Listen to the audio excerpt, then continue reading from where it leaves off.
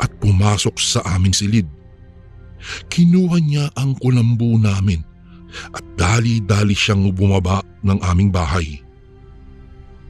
Ako naman ay dumungaw sa bintana.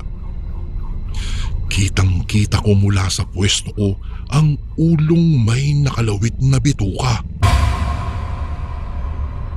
Palutang-lutang iyon sa ibabaw ng aming bubungan. Ilang sandali pa ay napasigaw si tatay.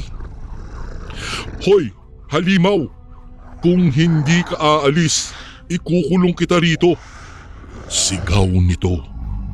Napatitig sa kanya ang nagbabagang mata ng wuwog. Ang akala ko ng mga panahong iyon ay talagang aatakihin niya ang aking ama. Laking gulat ko na lamang noong lumayo iyon sa amin.